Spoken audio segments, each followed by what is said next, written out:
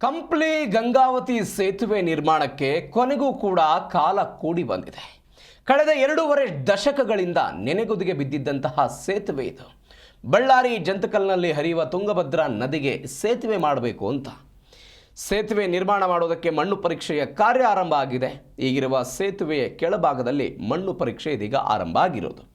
1961ರಲ್ಲಿ ಲೋಕೋಪಯೋಗಿ ಇಲಾಖೆ ಸುಮಾರು 589 ಮೀಟರ್ ಉದ್ದ ಮತ್ತು 22 ಅಡಿ ಅಗಲದ 1934 ಅಡಿ ಉದ್ದ 22 ಅಡಿ ಅಗಲದ 51 ಕಾಲಂಗಳ ಸೇತುವೆ ನಿರ್ಮಾಣ ಆಗಿತ್ತು. ಹಾಗಾಗಿ ನದಿಯ ನೀರಿನ ಹೆಚ್ಚಾಗಿ ಸೇತುವೆ ಮೇಲೆ ನೀರು ಹರಿತಾ ಇತ್ತು. ಈ ದೃಶ್ಯದಲ್ಲಿ ಅದನ್ನು ನೋಡ್ತಾ ಇದ್ದೀರಿ. ಆಗ ವಾಹನ ಮತ್ತು ಜನಸಂಚಾರಕ್ಕೂ ಕೂಡ ದೊಡ್ಡ ಮಟ್ಟದ ಸಮಸ್ಯೆ ಆಗ್ತಾ ಇತ್ತು. ಹೀಗಾಗಿ ಅಲ್ಲಿ ಸಂಚಾರವನ್ನು ಸ್ಥಗಿತ ಮಾಡಲಾಗ್ತಾ ಇತ್ತು. ಜಿಂದಾಲ್ BTPS ಮತ್ತು ಗಣಿಗಾರಿಕೆಯಿಂದಾಗಿ ಭಾರೀ ವಾಹನಗಳ ಓಡಾಟಕ್ಕೆ ಸೇತುವೆ ಕಳೆದ 2.5 ದಶಕದಿಂದ ನಲುಗಿ ಹೋಗಿಬಿಟ್ಟಿತ್ತು.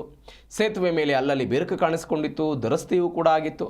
ಆದರೂ ಕೂಡ ಮಳೆಗಾಲದಲ್ಲಿ ಜಲಾಶಯದಿಂದ ನದಿಗೆ 1 ಲಕ್ಷ ಅಂದರೆ ಆ ಪರಿಪ್ರಮಾಣದ ಕ್ಯೂಸೆಕ್ ಪರಿಪ್ರಮಾಣದಲ್ಲಿ ನೀರನ್ನು ಬಿಟ್ಟಾಗ ಸೇತುವೆ ಮೇಲೆ ಓಡಾಡೋದಕ್ಕೆ ನಿಷೇಧವನ್ನು ಹೇರಲಾಗ್ತಾ ಇತ್ತು. ಸೇತುವೆ ನಿರ್ಮಿಸಬೇಕು, ಹೊಸದೊಂದು ಸೇತುವೆ ಆಗಬೇಕು ಅಂತ ಅನೇಕ ವರ್ಷಗಳಿಂದ ಅಲ್ಲಿಯ ಆ ಭಾಗದ ಜನ ಪ್ರತಿಭಟನೆ ಮಾಡಿದರು, ಬೇಡಿಕೆಗಳನ್ನು ಇಟ್ಟಿದ್ದರು.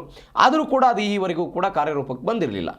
ಈಗ ಸೇತುವೆ ಕೆಳಭಾಗದಲ್ಲಿ ಮಣ್ಣು ಪರೀಕ್ಷೆ ಕೆಲಸ ಆರಂಭ ಆಗಿದೆ. ಸಿರುಗುಪ್ಪ ಕಡೆ 1/2 ಕಿಲೋಮೀಟರ್ ಅಂತರದಲ್ಲಿ ಹೊಸ ಸೇತುವೆ ನಿರ್ಮಾಣ ಮಾಡೋದಕ್ಕೆ ಮಣ್ಣು ಪರೀಕ್ಷೆಯ ಕಾರ್ಯ ಆರಂಭ ಆಗಿರೋದು.